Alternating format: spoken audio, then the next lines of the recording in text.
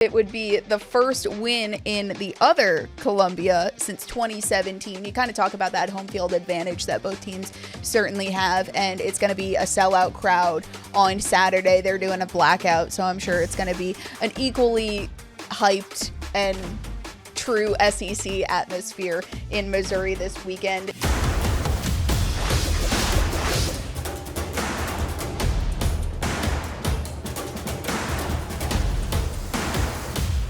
Welcome onto the sideline, everybody. Matt Dowell and Claire Foley with you again as we have another game day preview for you guys. And we should say, if you're wondering, where's this episode been? Like, we're used to it dropping at a Thursday at noon or whatever it is. We have to film this actually on Thursday afternoon. And so it's a quick film and a quick release because we usually film these episodes on Wednesdays, Claire. Mm-hmm.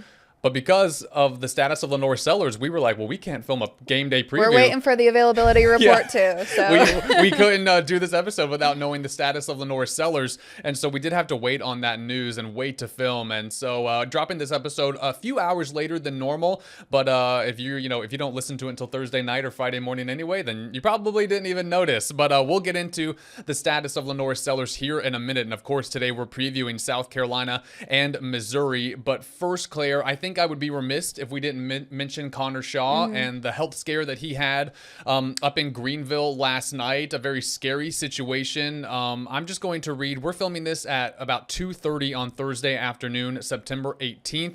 And so there was a lot of chatter going on social media Wednesday night that Connor Shaw had collapsed at his son's football game and was taken to the hospital. That story continued into today. I reached out to the city of Simpsonville, which is where this occurred, and they sent me this statement regarding Connor Shaw. About a couple hours ago, they said, quote, former quarterback for the University of South Carolina, Connor Shaw, was coaching his son's 8U flag football team at Gracely Park on Wednesday when he collapsed about 15 minutes after the game started. Emergency medical services took Mr. Shaw to Greenville Memorial Hospital. The Parks and Recreation Department was informed on Thursday that Mr. Shaw is in stable condition. The Simpsonville Parks and Recreation Department and City of Simpsonville have Mr. Shaw and his family in our thoughts and prayers and wish Mr. Shaw a full and speedy recovery. So a very scary situation. I know that Gamecock Nation has really been praying hard for the Shaw family and for Connor. The great news, though, Claire, is that he's in stable condition, and hopefully, he's able to fully recover and get out of the hospital quickly. But definitely a scary situation, and we are thinking and praying for Connor Shaw and his family because what a terrifying situation for everyone. Yeah, absolutely, and especially that kind of environment. A lot of factors at play. You're on a football field, a lot of kids, families around, but it sounds like a lot of people sprung into action and were the right people were there to help at the time. So really glad to hear that, and like you said, we're thinking about him, wishing him the best. Hopefully there's good updates to come in the coming days with the health of Connor Shaw and his game against Missouri in 2013 is one of the all-time Gamecock performances, and I think Connor would say, like, let's get into some football talk, let's talk some football. So let's do that. Let's talk about South Carolina and Missouri. Claire, it's very interesting because the tone in a week has changed dramatically for this South Carolina football team. I think everyone felt it change in real time on Saturday night. I think you can feel it in the press room talking to Shane Beamer and his coordinators. It was all happy, all positive, all wow, everything's amazing. And now it's kind of the opposite. Now it's like emergency breaks. Everyone's kind of panicking. What's going on? LaNorris, what's going on with him? I don't know. What are your thoughts? Because it feels different this week. Yeah, I mean, it's gone from number 10 team in the country, number 11 team in the country to now you're out of the top 25. And it definitely feels that way. And even we were saying last week, people are talking about offensive concerns when they were still the number 11 team. Obviously, you have them even more now with the question mark next to LaNorris Sellers.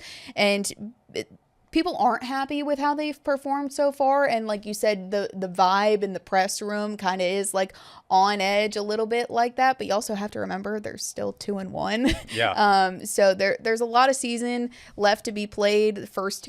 That was the first quarter of the season, if you will. But definitely still a lot of question marks for this South Carolina team that You don't really know where things are going to go from here, both long term and even just this week. Of course, the big storyline going into this week is the status of LaNorris Sellers, who took a hit against Vanderbilt late in the second quarter. Everyone wondering, okay, is he going to go? How bad was the hit? What does it mean? You saw immediately they were checking his head, checking for concussions, all that kind of stuff. The injury report came out last night, which is why we had to film this a little bit later than normal. And it was no surprise to me, at least, Claire, that he was listed as questionable. Right. I don't think we'll actually know if LaNorris is going to play until the game literally starts. I don't think we're going to get a true answer on that until that moment.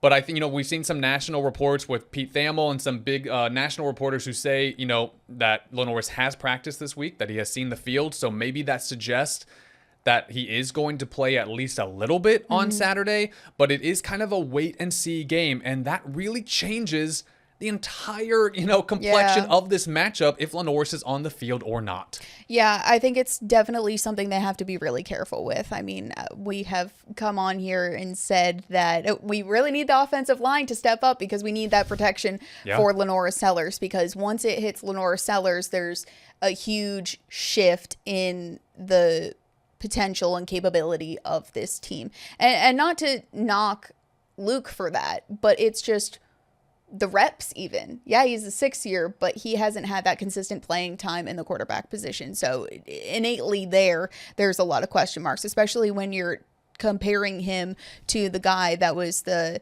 all SEC first team pick for quarterback. Yeah. The drop off, if you will, there is considerable. And I do think that LaNorris will play. I feel like you have to if he's capable. I think they're just going to be really careful with him. And even Missouri said they're fully expecting LaNorris to play. And so that's the game plan they're following, is if they're focused on LaNorris, if it's not, they'll adjust from there. But they also said they didn't see like a huge change in how they would approach from LaNorris to Luke. Yeah, I agree. I do. This is obviously just us, thinking of what we've seen, what we've heard. I also think LaNorris is going to play. Obviously, nothing is confirmed. That's just us talking. But either way, whether LaNorris is on the field or not, the offense has to do something different, because even with LaNorris on the field, it's not like they're dropping 45 a game, and they're just running smoothly and they look amazing. They've struggled even with LaNorris on the field. It's the O-line, it's the play calling, it's everything. So everything's just not clicking. It looks hard, Claire. It just doesn't look... Nothing's coming easy. Nothing's coming easy. So whether or not LaNorris plays, they have to make some changes. The O-line has to get better. They have to, and especially if LaNorris plays, I would like to see him play a little bit more free. He has so many options, so much talent. Like, I understand that we want to see him, throw the bombs and all that stuff, but like, let him run, let him create. That's what I want to see from LaNorris. I think that's what makes him exciting. And I understand with the injury, maybe Saturday's going to be different, but I just don't think they can keep doing what they've been doing and expect success, because I don't know. I feel like the past 2 game day previews, we've kind of been going off like, vibes and like, okay, everyone's kind of warming up still. We're 3 games in. I think we've seen enough from these teams to have an idea of what their identity this season is. And right now, the offensive identity is not great. Yeah, and for me, obviously, I'm covering Clemson too, and I'm seeing a lot of comparisons between how Clemson is playing right now and how South Carolina is. And a lot of it, what Dabo Swinney was saying the other day, is they're kind of pressing. They're maybe playing a little too hard. They're not just flowing right. And that's what I see in South Carolina. They're just not flowing. And especially this week when you're going up against a team in Missouri that their offense is clicking. Like, even just looking at the numbers, total touchdowns this season, South Carolina's at 9, Missouri's at 20. Yeah. Like, double and then some. So they're definitely finding their offensive flow, and Missouri's doing it early too. In all 3 games, they're 3-0. All 3 games, they've opened the game opening drive touchdown. Yeah. That should be something that's circled in South Carolina's mind, that their offense, it needs to get flowing, but it needs to get flowing early, or else you're going to get behind. And Missouri does feel like a team that is getting better every week, that they are really starting to click. And we should say, they haven't played an SEC team yet, so South Carolina is going to be their conference opener. So the competition maybe not as great as what they're going to see in conference play, but, winning is winning, and they're winning pretty comfortably. Yeah. And they've climbed the rankings, and, they weren't ranked to start start the season. Now they're in the top 25. They just seem to be getting better and better every single week. But the offense is going to be the big question mark, whether or not LaNorris Sellers does take the field. Also, will we see anything different? Will the O-line be better? The good thing about us at covering South Carolina is that we do get to talk to the coordinators every single Wednesday at noon. So we don't, it's not like we go a whole season. A lot of programs do not make their coordinators available the entire season. So we are very grateful that the Gamecocks do that. But we do get to talk to Mike Shula, Clayton White, all of the coordinators about what's going on every single week. And this week, Mike Shula taking the podium, and he was asked about the offense, the O-line, how they go about assessing it. So he addressed the offensive struggles, and Shane Beamer also addressing the criticism that South Carolina football and the offense is facing right now. Well, I think, again, I think I answered this question last week too. I mean, I think offensively we've done some good things and we haven't done some good things. I think they fall into line with a lot of us. So yeah, we just keep working on consistency. As an offense, the negative plays kill you. It's pretty cut and dry. You keep the ball moving forward, you stay out of the negative plays, you get a better chance to move the ball and score points. So can't get the ball moving backwards, can't have the ball moving backwards, however it is, whether or not it's up front, whether or not it's, another position. Again, offensive line a lot of times gets noticed, sometimes for the wrong reasons. Or they get noticed when something negative happens. But there's a lot of good going on there. All I know is our guys practice hard. They're getting better as with experience, whether or not they're young guys or new guys to our system. But we have to be better as an offense. That's the lay of the land, and when it's not good, you get criticism. I mean, last year after Old Dominion, people were ready to fire the offensive coordinator. I got phone calls and text messages about it. When we scored 3 points against Ole Miss, people were ready to fire the offensive coordinator. The year before, when we gave up 40-some points and blew a fourth-quarter lead to Florida, people were ready to run Clayton White out of town. Last year, when we went to Oklahoma, people were disgruntled with the offense. It was kind of masked by us scoring 3 touchdowns on defense, but we didn't play great on offense that day. We went to Clemson and we scored, 17 points or whatever. But my point being, like, every week, that's just what you sign up for. When you don't play well, and you don't perform well, the head coach gets the blame, and then the offensive coordinator or defensive coordinator get the blame. And as the head coach, it's my job to, take a step back and make sure we're coaching it the right way, calling the right things. That's in all 3 phases, doing what our players can do, and then making sure that we're teaching it the right way also, which I feel like we are. And none of us were good enough the other night. None of us have been good enough. We're 2-1. We didn't expect to be here 2-1, but this is a new week. And as a competitor, that's life. Things didn't go the way we wanted it to on Saturday night. You pick your butt up and you get right back to work and go compete. And we can sit around and feel sorry for ourselves and get our butts kicked again Saturday night, or you can pick yourself off the mat and go get ready to compete in the arena again, which is what we're trying to do Saturday in Columbia. And I understand what Shane Beamer is saying. It's only 3 games into the season, and we have seen these reactions a lot. I think with any team, anytime you lose and you lose comfortably, well, I don't even know comfortably. I mean, it really wasn't close on Saturday, but to a program that you are used to beating every single year, there's going to be big reactions, especially in a season where the expectations from the fan base are so high. But Claire, is there anything else you wanted to say about the offense? Because I know there's a lot of stat lines, and a lot of them aren't great for South Carolina right now. Yeah, like I said last week, the thing that's concerning to me is South Carolina's ability to stay on the field offensively. 3rd down conversions, again, they're 30% on those compared to Missouri. They're staying on the field. That's something that Shane Beamer and Mike Shula said yesterday. They're getting on the field, staying on the field, and they're getting their opponent's offense off the field. 3rd down conversions for them, they're at 62%. And it's a great number. Yeah. And it's something that you say, oh, South Carolina has to have LaNorris Sellers this week to be able to compete. But you also had LaNorris for almost a full half last week.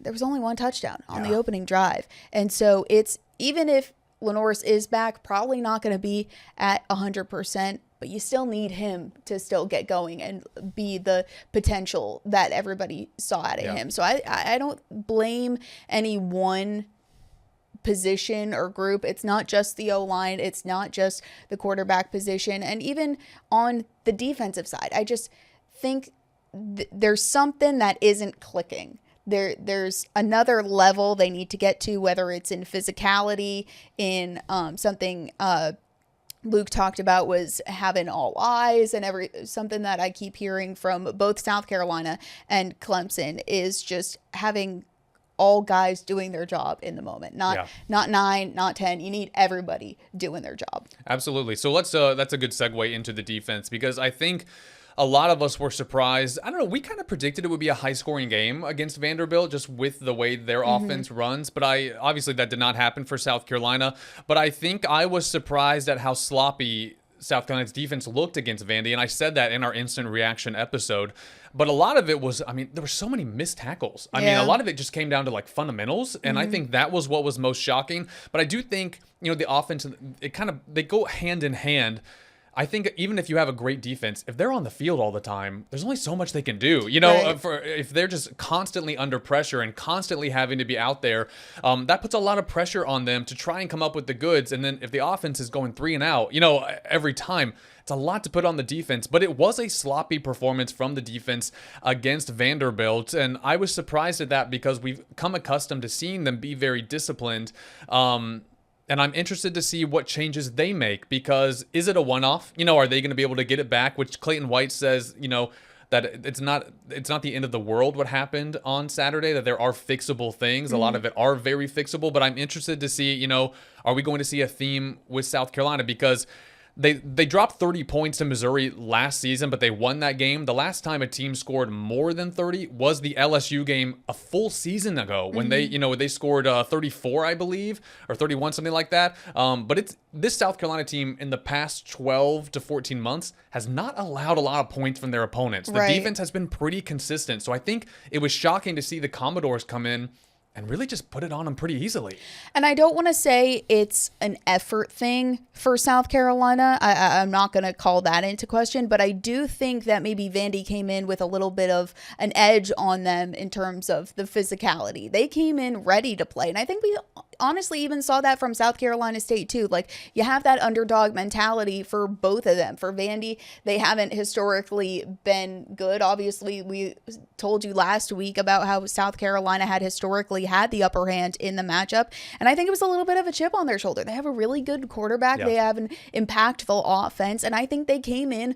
Obviously, we heard the chatter going on across social media and stuff that Vandy was talking the talk, and they came in and walked the walk. And I think that South Carolina obviously came in with all of the hype surrounding them, and not that they let it get to their head, but I think they need to put forward on the field, especially now in SEC play, that anyone at any given time on any given day can win, no matter who the team is. And they need to show up and play every snap. Yeah, absolutely. And I do think, just from observing, this is my observations, I do think the team as a whole was affected by LaNorris's injury. It's like he went down and everyone was like, wind out of their sails. But I also think maybe there's a lesson in that, of like, no matter what happens, no matter if there's an injury or whatever, you got to play every play the same way 100%, and not let one moment, even though it was a big moment, not let one moment affect the rest of the game. Because I did feel an energy shift when that happened, understandably,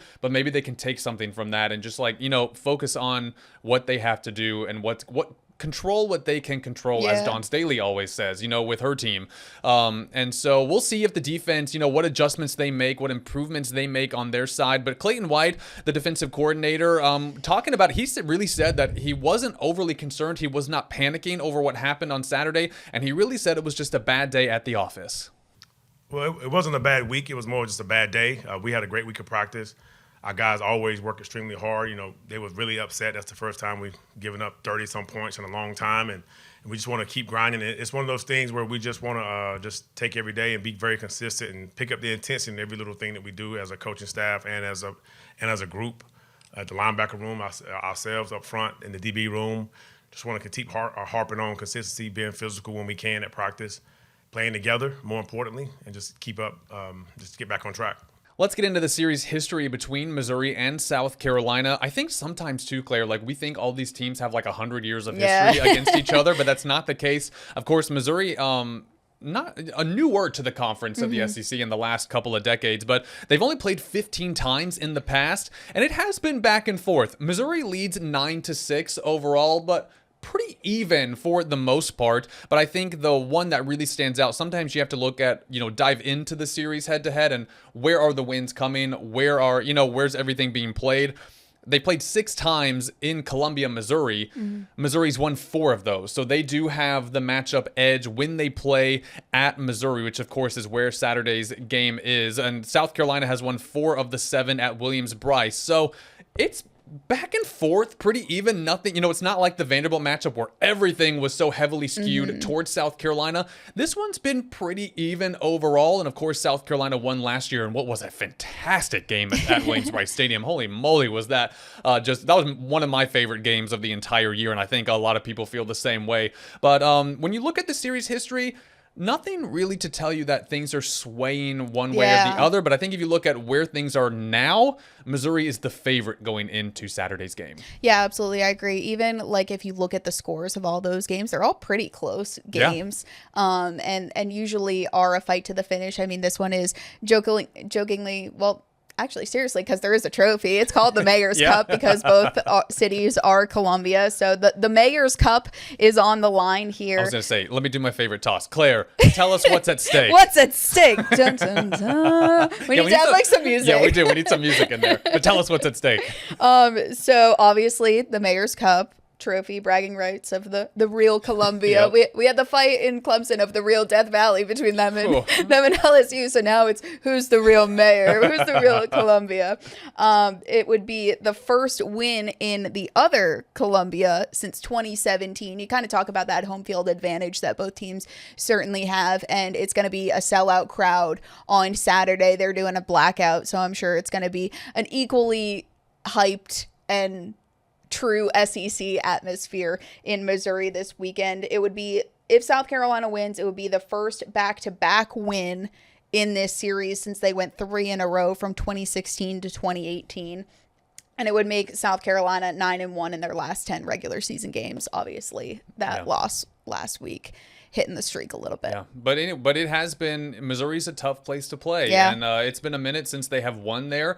And so there is, that at play. And I have not been to Missouri, so I have not gotten to experience that environment and how it compares to the rest of the SEC. But any road game in the SEC, if you can walk out of there with a win, that's an accomplishment, because every environment, especially in 2025, is incredible. So it's going to be a challenge for South Carolina on Saturday night against a Missouri team that is really, really good. But we're going to take a quick time out here on South Carolina sideline. When we come back, we're going to chat with Bryan Hudnell from KRCG, who covers the Missouri Tigers, and he's going to dive into the Missouri side of this matchup for us and give us his thoughts and what he thinks Missouri's bringing to this game on Saturday.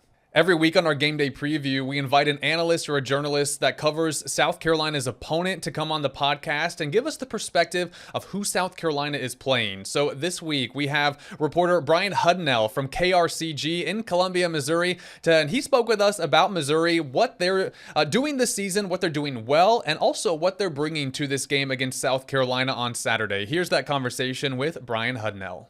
Happy to be joined by Bryan Hudnell of KRCG out of Missouri, covering the Tigers. He's going to give us the perspective of Missouri going into Saturday's game against South Carolina. Bryan, first of all, thanks so much for joining our podcast. Always appreciate my fellow journalists for taking the time out of their very, very busy schedules to talk to me and chat some football. So thanks for joining our podcast, man. I really, really appreciate it.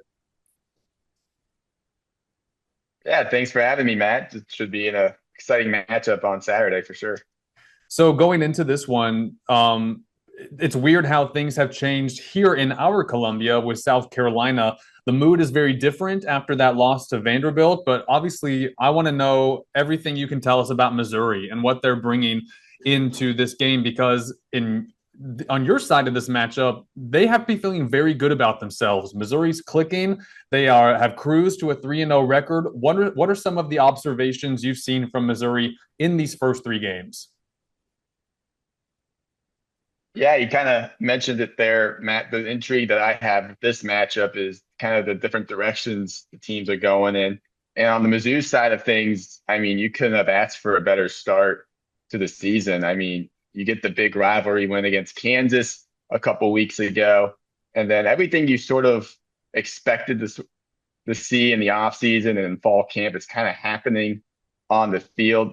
The big thing this year has been kind of two things, actually. It's been the emergence of Bo Pribula as the starting quarterback.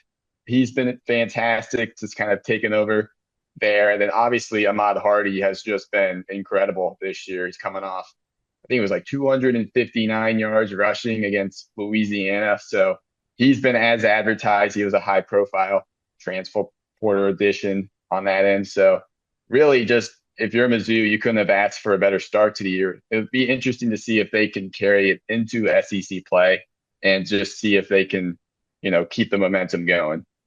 Yeah, because this will be Missouri's SEC opener. South Carolina had theirs against Vanderbilt. So it will be a step up, in competition for Missouri, but they have looked really, really good. They've looked really confident. What are some of the things that you've noticed just improvement-wise? We talked about, now we kind of feel like in these first three games, we have the identity of these teams. We've seen enough of them to know what they're bringing to the table this season. What improvements have you seen from Missouri from game 1 through game 3?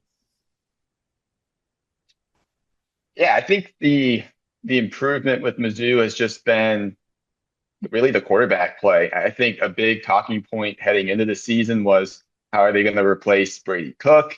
How are they going to replace all these offensive pieces that they kind of lost to graduation to the NFL draft? But the biggest question was the quarterback.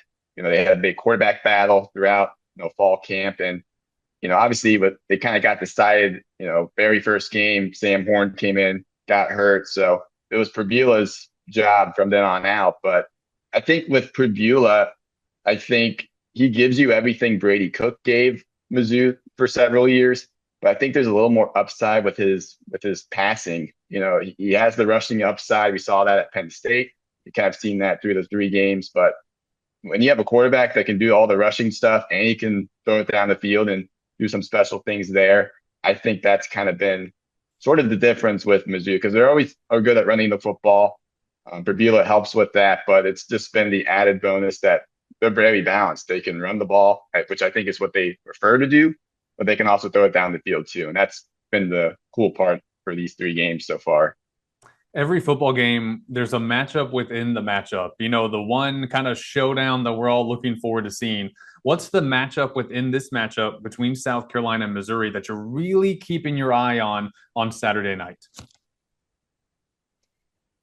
I think it's kind of 2 matchups. I'm interested to see how Mizzou's offensive line contains Dylan Stewart, because they moved a lot of pieces within that O-line. Caden Green's playing left tackle, which he played left guard last year. He's probably Mizzou's best O-line, just on a pure athleticism basis and everything like that. So you're getting good on that matchup, but Caden Green's playing a different position than he did last year, and he's got to go up against a guy like Dylan Stewart, who's incredible.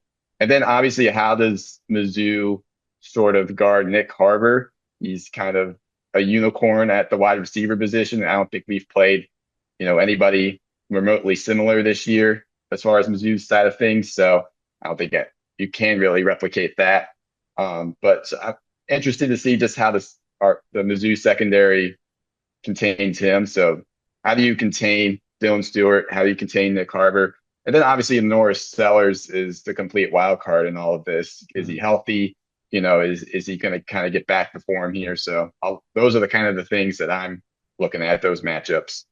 We talk a lot about the positives of Missouri and what they're doing well right now.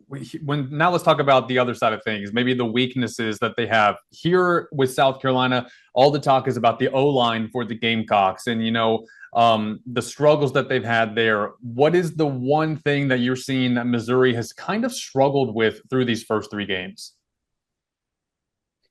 Well, it's tough to pick some struggles because they've looked so good these 3 games, but I think it's a similar conversation with Mizzou. It's how the O-line is going to hold up against an SEC front, 7, especially with guys like Dylan Stewart, and the South Carolina D-line is pretty good. So I'm interested to see how the O-line holds up. It's 3 new starters. You got 4 guys playing different positions. So how do they prepare for that? And then, I'm not too concerned about Mizzou's defense. They got a ton of talent coming back. They reloaded in the transfer portal. So I think the defense will give them a chance to win the game, but can the Mizzou offensive line protect Bo Pribula? Can they get the run game going with Ahmad Hardy? And I think if they can do that, then Mizzou can do what they've been doing these 3 games. But if that's a struggle, then I think that's kind of where the game could kind of unravel from there. It's a sold out crowd on Saturday night at Mizzou. I know Drinkwitz said it's the 16th straight. Is that right? 16? Yeah, 16 Yep, straight. I believe it's 16 in a row. 16 straight sellouts. South Carolina has not won at Missouri since 2017. And I have not actually had the chance to go to Missouri in my career. It's one of the few SEC places I've not been able to visit. Can you describe the atmosphere at that stadium, especially at night? And is there any other atmosphere that maybe people can compare it to? I mean, I don't know if I can compare it to anything right off the bat, but I have a unique experience with kind of just, I came here at KRCG right when, Mizzou started getting good. My second year here is when they won the Cotton Bowl. They topped it last year with, another 10-win, double-digit win season and the bowl win. So this is all I've sort of seen with as far as the atmosphere. And I mean, the Kansas game was incredible. I mean, the student section was here 2 hours, an hour and a half before kickoff. They were already filling the section. So, I mean, you feel the energy on game days. You feel, just the passion the fan base has. They finally have, a winner and something to latch on to. And you definitely hear that on game day. And you have the night, the game aspect. It's going to be, a blackout with, as well. So I think it's going to be, another great environment. The fans have rose to the occasion. The cool thing is Eli Drinkwitz has sort of challenged the fan base to, hey, keep showing up to these games. And, not just for the Kansas games, not just for, these non-con games. Like once we get to the SEC, like we need everybody here to help us win. And the fan base has really gotten excited with this team, and it's clear to see why they would be. It's been pretty cool the last maybe 2.5 years. Bryan, those are all my questions for you as we get ready for Saturday night. But is there anything else you want to add about this Missouri team that we didn't touch on? Maybe some nuggets that you've noticed? I'll kind of let you close out our conversation.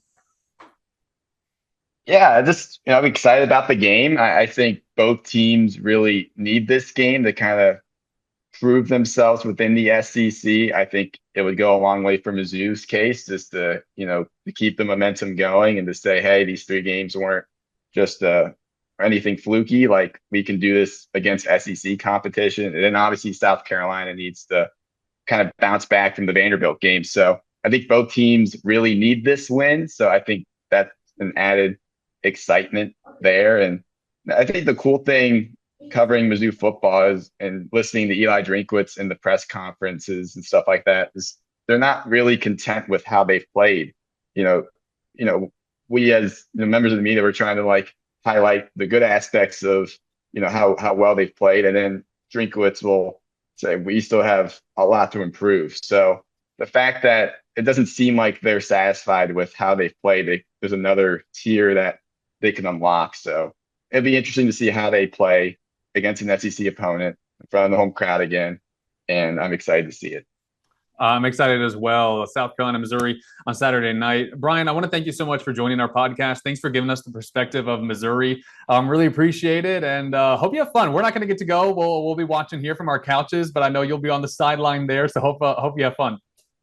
Yeah, it'll be a fun game. I'm looking forward to it, and thanks for having me. I want to thank Bryan Hudnell for coming on our podcast and giving us the perspective from Missouri. It's really fun to get the perspective of the other team on our podcast, get to meet and get to know these journalists a lot better who cover these teams. It's a hard job, everyone, for all these journalists who cover all these teams. And we really appreciate Bryan for taking the time to talk to us this week. One more break for us here on South Carolina Sideline. We'll give you guys our final thoughts and predictions right after this.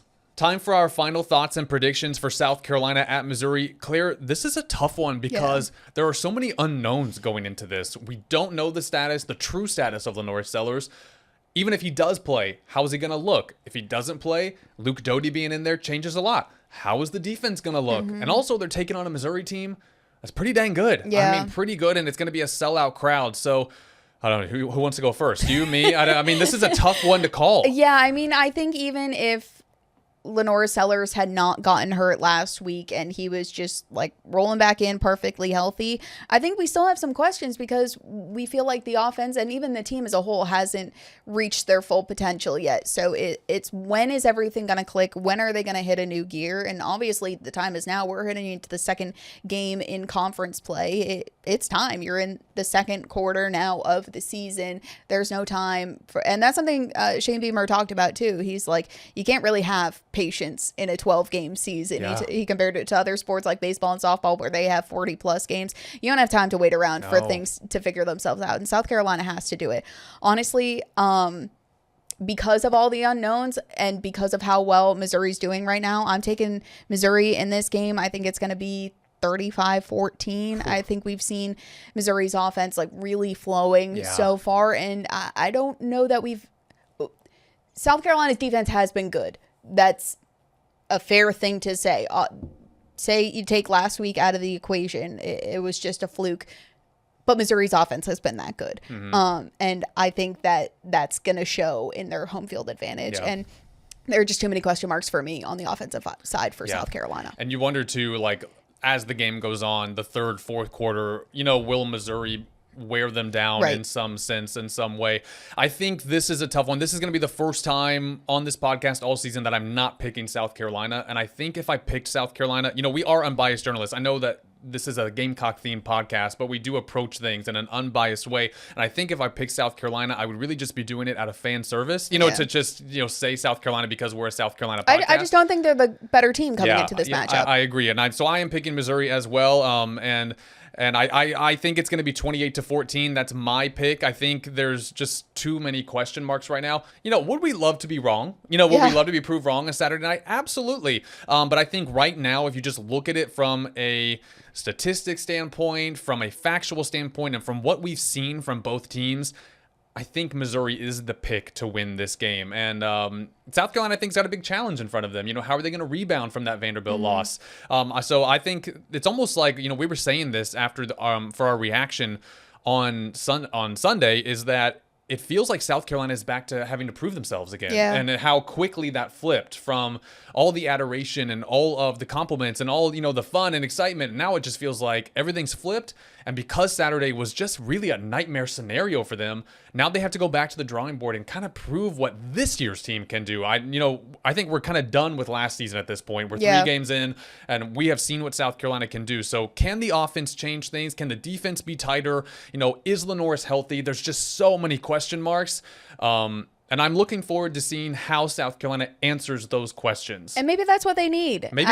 Maybe Shane Beaver likes being the underdog. I'm sure this is not the position he would choose to be in. I think he would rather be 3-0 coming into like Missouri. But you've seen how his teams have responded to being doubted and things like that. And maybe that's what the team needs to ignite to get clicking and hit that new level, be more physical, come in with that chip on their shoulder instead of feeling like, oh, we're up here, we can just ride through, coast through, because they're not going to be able to coast through this game on Saturday. It's gonna be tough. Missouri's really, really good. It's gonna be a tough environment, and it's gonna be tough for South Carolina. So they've got their hands full, and for Missouri, they're not taking South Carolina lightly either. They are planning for LaNorris to play. They are game planning for that.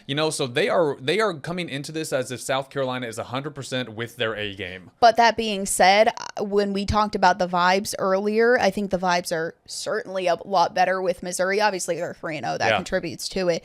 But they seem a lot more comfortable, self-assured, humble. Don't get me wrong. Like, to every positive stat that reporters were listing to them in press conferences, head coach was knock on wood. We still got to come out there every week doing that same thing, doing what we need to do, adjusting to these different teams. But at the same time, I think they're assured in what they're capable of versus maybe that tense atmosphere we've started to feel in Yeah. South Carolina. We'll see what happens on Saturday night. It's a 7 o'clock kick here on the East Coast, 6 o'clock Central Time. We're having to adjust our sleep schedules this season because every game is a night game every Saturday night, and that will continue against Kentucky. That one's a 7:45 kick. But those are our predictions. We are picking Missouri to win this game. Let us know, as always, in the comments who you guys are picking between South Carolina and Missouri. The score line, the biggest storylines, question marks you guys have. Let us know your predictions for Saturday night's game, as South Carolina looking to go to 3-1. If they lose another game, the playoff and all, postseason, it already gets tough, and we're only in September, which is hard to say because I don't really believe, I'm not a big, the season's over in September guy. Yeah. But with the way the landscape is now, it would get tougher if they lose. So South Carolina hoping to get out of the other Columbia with a win. Let us know your predictions and thoughts. It's been a tough week in Columbia. The atmosphere has been tough. It's been, kind of the opposite of what we've been experiencing the past few months, and we're hoping things can start it's to a little lighten heavy up. right now. It's a little heavy. You need South Carolina to lighten that weight a little bit, even for themselves. Play looser, play more free, Yeah. and just do what they're capable of. Yeah. They were rated so highly coming into this season for a reason. Do what you need to do. Do what do you what need you to got to do. do what you can do. Yeah, against a really good Missouri team. She's Claire Foley. I'm Matt Dowell. Thanks as always for watching, everybody. We will have an instant reaction episode after Saturday night's game. You can find that right here on South Carolina Sideline. Thanks for watching. Thanks for listening. As always, make sure you like, subscribe, follow, comment, all that good stuff that we love here on YouTube or wherever you're listening to your podcast. She's Claire. I'm Matt. We'll see you next time here on South Carolina Sideline.